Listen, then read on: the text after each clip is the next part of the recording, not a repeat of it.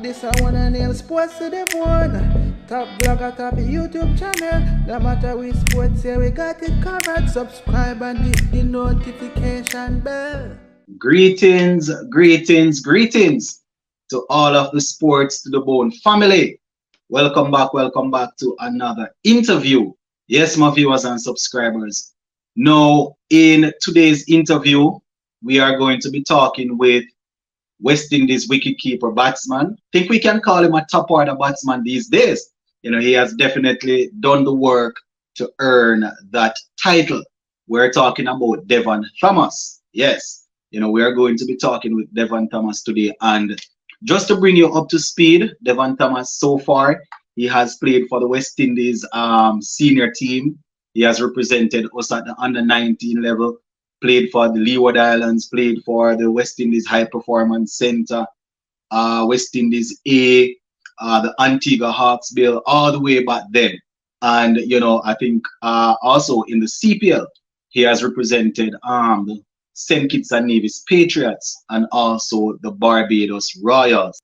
So first things first, let me say congratulations on making the latest West Indies squad that is set to take to tour the UAE for those 3 ODI games. You know, it's definitely all the hard work paying off. You know, it's a pleasure to have you here. Yeah, man. I always listen to the program too, and thanks a lot still for everything. All right, good. Well, so we're getting some listening from the international players. That is good. That is good. Yeah, man, watch the program all the time, man. Me and Sheena Beveridge and a couple of players, you know, from Leeward Islands. All right, sounds good. Sounds good. I hope you guys are not coming after me for the harsh comments sometimes. Nah, man. It's good to be a speaker mind, you know. All right, sounds good. All right, so basically what we want to do in this little chat, we're just going to talk about your cricketing journey. Right, we're not really going to zoom in on West Indies cricket as a whole, just to get to know you a little bit more from playing cricket at the primary school level to middle school to high school, getting into club cricket, all of that. So we're just going to focus on you today and not. Maybe in the latter part we can talk a little bit about playing at the international level, but you know, we want the interview to be about your career. So first things first, for those who don't know, just go ahead, tell us where you're from exactly. And you know, school, what it was like growing up in your community and all of that. I'm from Antigua. My name is Devon Thomas from Antigua. Village is Willie Keys. Village that's in the east. I attend the Pace Secondary School, and I attend the St. Joseph Academy. I played on the 13 for Antigua, on the 15. On the 19 and the senior level for Antigua. At the moment, I live in Jamaica for the last 6 years. Repeat that? Outside of that, I live in Jamaica for the last 6 years, man. Man, I had no idea. You are in my backyard and I had no idea. Yeah. All right, so even before we go further down into the senior part of your career, what was it like growing up? Well, are you from a cricketing family, father, brothers? Is it a cricketing family, or you are the first one to really come out to you know, love the game and play the game like that? I'm from a cricketing family, no, but my grandfather is the one that introduced me to the game by watching the game first. So I'm the only person out of my family who plays cricket. Oh, okay. So you were introduced to the game by your grandfather, and then at the primary school level you started playing. So I'm thinking maybe age 9, 10, 11 thereabout. Yeah, because I made Antigua on a 13 team when I was 11 years of age. All right. Yeah, I made the under 13 as a spin bowler, and bat 11. As a spin bowler and bat 11. So apparently you do everything in cricket. You're a wicket keeper. You are now playing as a top order batsman. You bowl medium pace. I know you're telling us that you bowl spin back in the days also. Yeah. I get most wickets on my first tour for Antigua. As an off spinner, I get 8 wickets in 3 games. So I was the leading 8 wicket wickets in 3 taker, and games. yeah, Mm-hmm. All at the right. under So 13. That's always mhm. hosting St. Kitts. So yeah. Yeah. All right. Mm. So from primary school into high school. So going into high school now, was there any sort? Were you intimidated any at all, making that step from a 13-year-old going over into into the next level, or you were fully prepared No, to take the step? I was fully prepared because I was training with bigger folks, bigger players, Mm-hmm. and I played for combined school in Antigua at a young Yeah. age. I think it was us 12 years of age. Yeah, I was the youngest represented at that time. Oh, it's so I'm seeing a pattern here for the international players. It's the same thing with Alec. When I spoke to him, he was saying that he started Mm, at a young age. So by the time it was time for him to play with the bigger kids, he was already exposed. So it's the same thing. I'm hearing. yeah. So what was I think you made the West Indies under 19 team, right? That was back in when 2000. Was it 2008 or was it? 2008. Yeah, Yeah, 2008. So 2007, 2008. Yeah. yeah. All right, so take us through that call. What was the call like? When you got the call. No, at the we was playing the tournament in St. Kitts, and I Mm-hmm. scored the second most runs in the ODIs in the 50 Yeah. overs. So after the last game, the finals, thinks Jamaica won the finals. That's Horace Mm-hmm. Miller and them. Oh. The team called out the same evening. Mm-hmm. 20 players. Yeah, they called Yeah. that time. I get best keeper in a tournament as well. Okay. I Best was the wicket captain. keeper I and was the captain for the second Leeward most run. Islands. Yeah, I was the captain for Okay. Leeward Islands at the time. Okay, good. So you remember who gave you the message, or they just announced it and you heard it? I'm just trying to figure out if it was an I announced it. individual that called. No. They announced it. Okay. 20 member squad. Yeah. Yeah. All the And teams was your there. grandfather was. Go again. All the team was there at the finals. So after the finals finished, they announced the team same time. Okay. And your grandfather, I am assuming, is your grandfather still around with us now? No, he passed away in 2020 during COVID. Okay, sorry to hear, but he was around to hear you getting that call up for the under 19 team. I can just imagine how excited he was knowing that you are walking in his footstep of loving the game and all of that. Yeah, he's my best fan, and best fan and a best supporter. Yeah. He always pushed me. Even in my younger days, I used to score. I score 4 doubles and a triple. Mm-hmm. I have the record in Antigua for the high score. I broke it twice. I make 277 and I made 300. Oh, and this is at the school level? No, this is a senior level in Antigua. Oh, okay. I can remember you making a double century. I can remember you making a double century once. At that time, Ramdin was the mainstay, and I remember the lot of talk around the Caribbean saying it's time for Devon to step up. I can't remember that one, but I think I remember. I was still in high school. I can remember one of them. Mm-hmm. Yeah, I even scored 119. That's before I get selected for the under-19. I scored, on the Leeward Islands tournament against Virgin Island. 50 over, I scored 224. Okay. All right. Yeah. So the appetite was always there for runs. Yeah, but I didn't carry on as in the senior level, as in the first class. I was very disappointed that I didn't even take that mentality over in that side. I mean, at the end of the day, over the last couple of years, you have, scored some runs, and that is why you have been in and around the West Indies team. Not as a leg spinner, not as a medium pace bowler or a wicket keeper, but there as a top order batsman. So, I mean, as you're saying, you probably didn't carry it as much as how you would have wanted, but you know, over the last couple of seasons, that is exactly why you are there. You know, so you still have to give yourself some credit.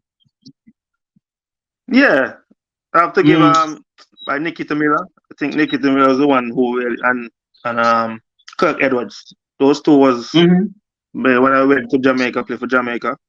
When I went there, I was average around 17. And I look at the average and say, no, man, I'm too good a player to be having this so low, you know? Yeah. So, and you brought it up to what? Around about 27, somewhere there about, I think. He was at 29, but I paid, he come down a bit to 28 at the moment. Yeah. All right, shout out to Nikita Miller and Kirk Edwards, you know, for helping you along on the journey. Yeah. So who are some of the under 19 players that you would have played with when you went for West Indies? Some of the under 19 players from the region that can you remember some of those players that were on that team? Yeah, I remember most of them. Yeah. And Kumabana, Andrew Curry, Shamal Brooks, he was the captain. Stephen Jacobs, he was the vice captain. Darren Bravo. Or the pace bowler from Jamaica again, Jason Dawes. Oh, Jason Dawes, yeah. He was there as well. Versami Pramal. I could go on. Kai Corbin. Yeah. Horace Miller. Adrian Barrett. Yeah, it was a great squad, but Shakai Thomas as well. He was there. Man, I remember Shakai Thomas, you know. I remember Shakai Thomas. Yeah, he was there as well. That was a pretty good squad, man. That was a strong enough squad. Very strong. That's how you guys would have gone on to play international cricket. Kyron Powell, he was the open batsman. Yeah, Adrian Barrett. Yeah. Yeah. That was a solid squad. I can imagine that squad having the Barrett, Powell, as I said, Bannon, all of those guys in the top order there coming down to you. But that R90 was very tough because Virat was there and that was the next question. The next question would have been if you can remember some of the players from the international scene that you all went up against. Yeah, Wayne Parnell and these guys, Stephen Smith, those guys was there. Yeah, it was very tough. The R90 was very tough, honestly. It was very tough. Yeah, those were definitely some big names back then, huh? Yeah, but as I said, quite a few of you guys, you know, you would have gone on to play national cricket, international cricket. Couple of them, probably didn't continue because of different reasons. So at the end of the day, it's always good. I am sure that you would have made some lifelong friends along, from under 19 coming up. Yeah, we still talk. We still talk about how we can improve, and we still communicate, man. Yeah. All right. So in terms of the senior West Indies team now, it was in 2009, a little after the under 19, in 2009, that you got called up for to play an ODI game against the Tigers against Bangladesh, if I'm not mistaken, right? Yeah. Man, that you must have been over the moon when you got that call. Yeah, I was over the moon after I played. I scored my first class 100 against the 18. Just before the test match. Yeah, but I get injured. I was gonna play the test match, but I get injured with my finger. Yeah, Kemar Roach was bowling rackets, man. And, man, I remember those days. Yeah, so before we continue before we continue on the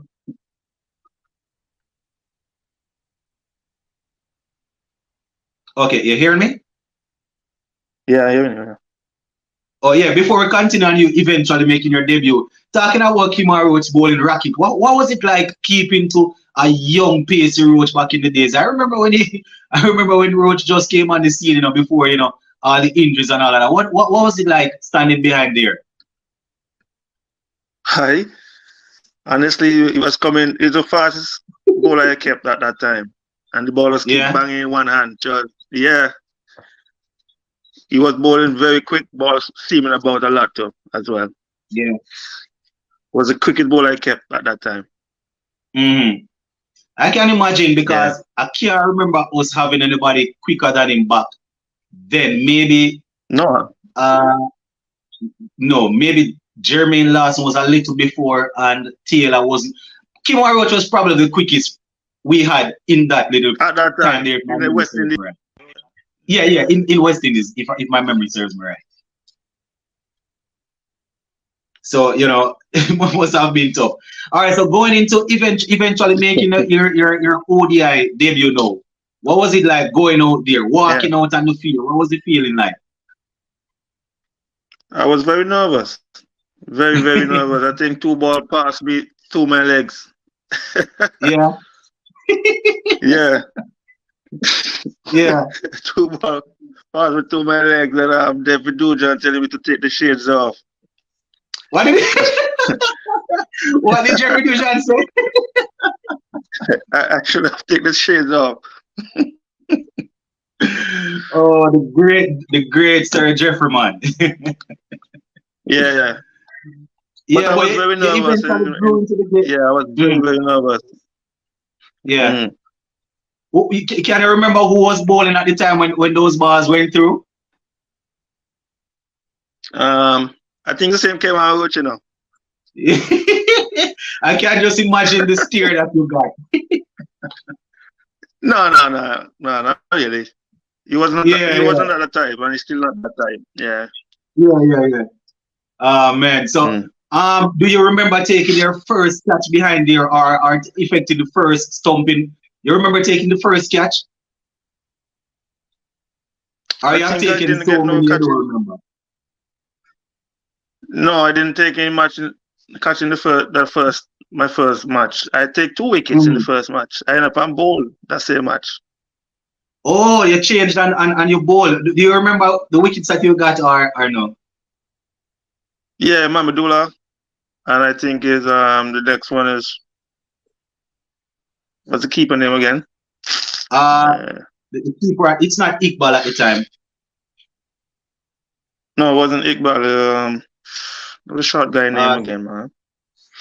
Oh, you know, I just the name slipped me now, but I remember what you're talking. Back in the time, you have Mamadula, Mohamed Ashaful, all of those guys. I'm trying to remember who the wicket keeper was. Yeah, hopefully, it will come to us by the end. Yeah. So you ended up going in and picking up a couple of wickets. Came and wrote ball two ball over the waist. So yeah. Oh. Came and watch ball 2 being. Yeah, that's why they had to remove him. Yeah. Oh, okay. All right. So that was the ODI. When was it that you got the first test again? If just to see if I am on the right path. Last year, I played my first test. Yeah, but I went on a test series before 2010 when Chris Gayle made that triple century in Sri Lanka. Oh, you were on that series. You were on that series. Yeah, me and Cartambo was the first keep. I was the second keep. Okay. All right, that's good. Yeah, that was my first test tour. Yeah, 2010. That same game, Russell make his debut. Oh. Yeah. And then last year, I'm trying to see if I can remember the scores out of the top of my head last year, because that is just the other day. 15 and 12. It was 15 and 12. Yeah, 15 and 12. No, 19 and 12. 19 and 12. I was trying to remember if you didn't get a 30 or a half century. Maybe it was in one of the warm-up games that we got got Yeah, you know a bigger circle. in the pink ball match, yeah, the first class match. Oh, okay. Because I'm And the almost sure first you one got some runs. and the first one Mhm. match. Yeah. Yeah. Okay. Well, fingers crossed that you will be getting some more time out there to get some more runs. I don't know about the half spin bowling these days. Still Yeah, fancy some. I bowl in the CPL. I bowled one over in I the see that. CPL, I get 2 wickets. No, I know why I say that is we have a lot of spinners coming around these days, so that's why I'm wondering. And you are now a top order batsman, so I don't know. Mm. No, I never know. You never know on the day, All right, sounds good. All right, so in terms of cricketing heroes, who would you consider to be your cricketing hero growing up? I know you're a patriot. You might want to say a West Indian, but if he isn't a West Indian, they can let us know. The Caribbean people won't burn you. As a kid coming up, who No, was your no. cricketing hero? Well, at the time, I was watching. My grandfather is a Brian Lara fan Mhm. because he used to wake me up early morning and just to watch Brian Lara at the time. So I was watching Brian Yeah. Lara, Sean Paul, Sarwan, Hmm. but my feeling take me for Carl Hooper. Does the way he look Yeah. at the crease and the stroke plays and stuff. And Hmm. yeah, Rahul Dravid. I was a big fan of Rahul Dravid. Laxman. Yeah. Yeah, Hmm. I did like Laxman, just the way how he stroked the balls and stuff. Yeah. Kevin Peterson after, yeah, I went to England Hmm. with Antigua team 2005, and I get to watch the Ashes once. So and I saw Yeah. Peterson and I said, boy, that's where they dominate the bowling and stuff like that. I did like that. Hmm. But the R19 days I was a Jack Callis. I did like Jack Callis, Trinidad at number Jack 3, Callis. and Yeah. yeah, I was a Yeah. big That's fan a of Jack Callis. that's a good cricketer to like. I get a lot of stick on here for being a West Indian and saying that this is not you saying it. This is me saying it. The man is the greatest cricketer I have ever seen. I'm not going to say the best batsman, but cricketer in general, Yeah, in the cricketer sense of on a whole. cricketer. Yeah, That man, we have one of the best all-rounders from the Caribbean. So I get a lot of stick when I say that. But watching cricket and reading stats and coming through, I don't know if I have seen anything better than that man. That man was a nightmare. right. He was pretty good. telling you, I'm telling you. Yeah. Yeah, So. but I used to watch a lot of cricket. I look at a lot of outside players, man. Yeah. Mhm. So is there another sport that you're good at, or if it wasn't cricket, is there another sport? Soccer, football. Yeah, yeah. Yeah, You're man. what I play soccer. a striker? I have premier goals in Antigua and stuff. Yeah. Yeah. So I you're what, a respect centre soccer. No, I forward still play. winger? Mm. No, center for I score goals for fun, man. Yeah, I hear you. Yeah. Centre forward. So you watch it much, or you just play the game? Watch and play. Yeah, I myself, I'm not a good soccer or football player, but I watch it morning, noon, and night. Even before I came on the interview, I was up early Yeah. watching the Premier League from watching the games. Yeah. Arsenal is Yeah. my team, but yeah. Oh my goodness. That is the first wrong thing you have said on the line. Man said Arsenal is his team. If it is not Manchester United, I don't know. But I have to give it to you all, though. You guys playing a good season. You guys having a good season this year. Yeah, man. Follow from last year, I really tipped off. Mm-hmm. I really All pleased right, with the back team, to the yeah. cricket. Yeah. Yeah, so if it wasn't cricket as a career, well, I think you're maybe going to say football, seeing that you score a goal for fun. But the next question was, if it wasn't cricket, what else? What else you would have pursued? Chef. What? You're a chef. Yeah. Talking about some curry chicken Yeah, and man. jerk chicken and yeah. Everything. Mm. Yeah, I learned to cook. When I get better being when the high performance, I was the first bunch of the high performance in Barbados. So we get to stay in a house and we get to, we do a few cooking lessons and stuff like that. So I've been improving from there. Yeah. Okay.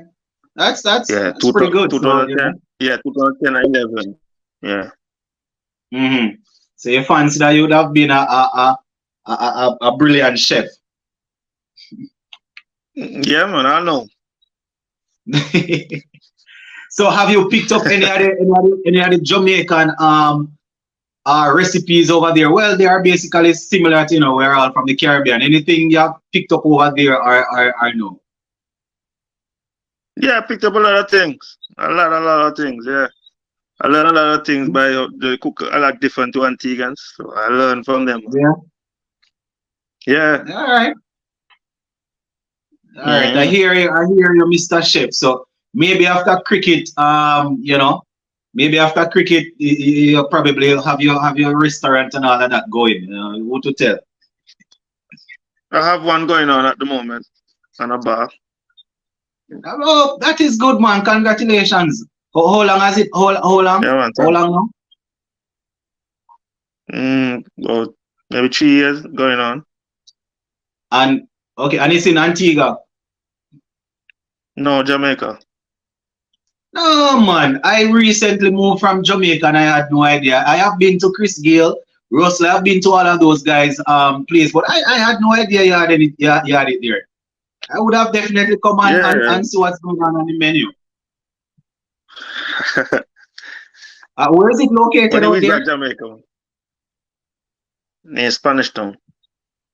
See, pretty close to where I was even living. So I definitely once I am back out there, hopefully I'll get a chance to come and visit. Yeah, man, that's it. That's hit me up, man. We'll link up.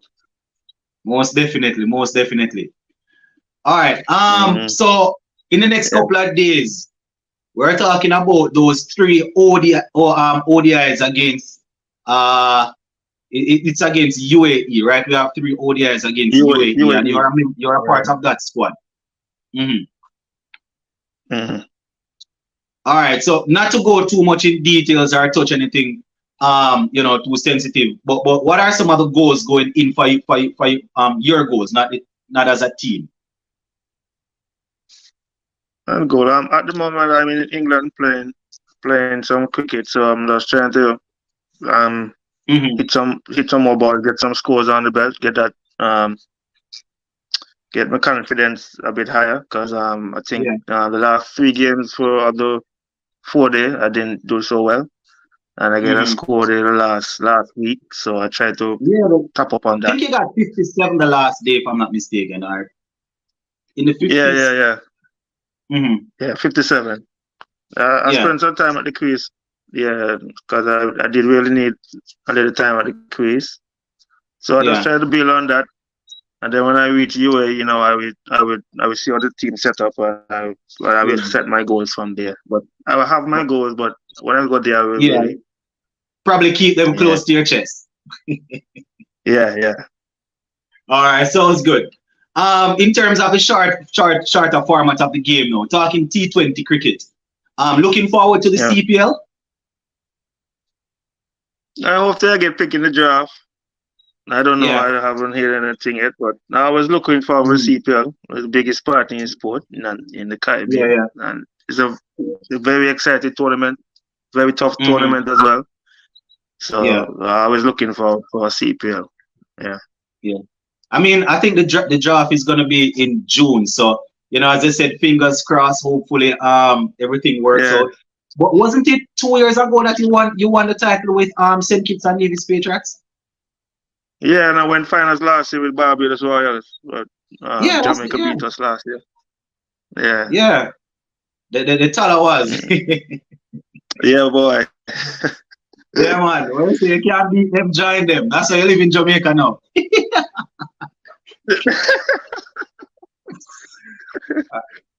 All right, I hear you. So, man, definitely hope you will get selected. Playing cricket in Jamaica very challenging, because sometimes you play against certain teams and give it some banter, man. Yep. Make it get tough It out there. definitely is. Yeah, man. It definitely is. It's not the easiest place to play. You know, I remember. Well, I wasn't any good cricketer, but I was always around when I was in college. You know, watching guys like Derval and all of them guys playing college when we were at playing cricket when we were at school. And some things that I hear those guys banter each other with. You have to be the skin need to be extremely tough. You know, to bear some of those things. Tell you, because I play for St. Thomas Cricket Club. Mm-hmm. Oh, Yeah, St. so Thomas. I get a lot of banter. Yeah, St. Thomas. Mm. Yeah, my first season out there, we end up in the finals, and Melbourne beat us. Well, they get first innings, and they get the cup. Yeah, but it was a great final. Yeah, it was a great finals. Honestly, it's one of the best finals I played. Well, no, I played one in my country for my club, but it's one of the best finals I played. I could tell you. Okay. I'm trying to remember. Yeah. I'm trying to remember St. Thomas. Where's the home field that you guys use? Are you not too sure about it? Where is it? Goodyear in St. Thomas, right at the dump there, just because the bridge. Oh. Okay. Yeah. So and that's the senior cup. That's in the senior cup. Yeah, that's senior cup. Okay.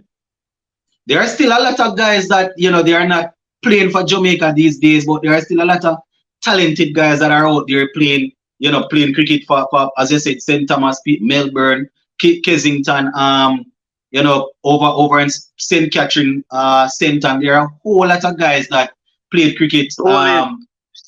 They played at the national level, they played at the college level. Yeah. All of them, they're there. All of Portland. There are some good players on Westmoreland. Portland. Yeah. They have some good players out there. Mm-hmm. Yeah. Portland usually have some good cricketers. Portland, I can't remember. I don't know if they are still playing, but a couple of years ago, maybe 3-4 years ago, Portland they had two guys, and I'm almost certain one of them used to open for Michael University, and one of them used to bat in the top order. They usually have some good cricketers in Portland. Yeah, man. Yeah. All right. So, is there anything else you want to pass on to the people, because the people will be listening to you and they will be hearing all of the good stuff. Starting your career, coming through to Jeffrey Dujan, telling you to take the shades off and all of that. Anything else you want to pass on to the supporters? Well, the supporters are always there. As I said, listen to the program, and not wrong for the talk the views. We appreciate what you all said on the air. Well, we just want to take West Indies forward. They announced 2 coaches at this moment. We're just looking for work with them, and those 2 are good bunch of guys. So we just gel with the team, and hopefully we could do. We could go forward from here. All right. Sounds good. Yeah. No, you can go ahead. Yeah, man. I'm saying, yeah, we are definitely happy to know that you guys are, able to hear and to see in the comment section, the support that the fans are putting out. Sometimes speaking on behalf of the fans, because you are one of the international players, sometimes we might come across as being, as you say, well, you're in Jamaica sometimes, you know how the fans are. Sometimes we might come across as being harsh, but it's just the love and the passion for the game.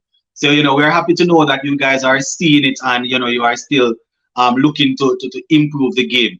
And with the 2 new coaches, as you said, not to go too deep into anything, but, as you said, these guys, they understand the game. They have been around, especially the red ball coach, Mr. Coley. You coming through the high performance center and all of that. I think you have been working with him for quite some time. Yeah. Most of the guys played at the senior team at the moment. Go through Coley. You know what I mean? Yeah, he coaches everyone. Everyone, he realized most of the guys went through the high performance, and he was a part of it. Even the academy at the moment, yeah, he's still a part of it. And I see what the academy did in the in the tri series series. Yeah. Yeah, it was the heavyweight tri series just the other day. Yeah. Man, when I get my injury against Bangladesh in the T20, I went back there to the academy and I was practicing with those guys, and I realized, boy, I did watch Wickham there the first time I ever see Wickham, and I said, boy, you have talent. Yeah, because I went back there, there's 7 days for rehab with the high performance. Yeah. So a lot of work they put in. A lot of work they put in. Sorry. Yeah, you're good. So as I said, that is just to make sure that they are keeping you guys on your toes, keeping you sharp. You are all in the senior team now, so a couple of guys coming through, keeping you all sharp, because we have youngsters that are fighting, banging down the door. So make sure you guys, the senior guys, have to make sure that the runs are being scored and the wickets are being taken, because the guys are coming up. No, that's the only way that West Indies could quickly go forward. That means they have competition. You understand? If you don't have the competition, sometimes yeah. But the competition is very good. If you look in the old days, it was competition why we perform so well. So the more competition we have, And I mean, so the talking more competition, about, you can go ahead. No, you can go ahead. You're good. There's a little delay. That's why. You can go ahead. So I was saying that the more competition we have, you get better performances, and we get more consistent with the players and stuff. So, yeah. I agree. Talking about the old days, I remember when we spoke to Jimmy Adams, the interview that we had with Jimmy Adams. He said that when he went on a tour, I think it was, and he failed. I think he failed and he got dropped. He was like, well, I think it's time for me to retire, because he was saying to himself, there is no way I was going to get back into that team. So, as he said, it was a competition back in the days. So it's the same thing that we need now. He said He said that when he had a poor season in the latter part there, and that's why he decided to hang up the boots, because he wasn't going to get back in. Yeah.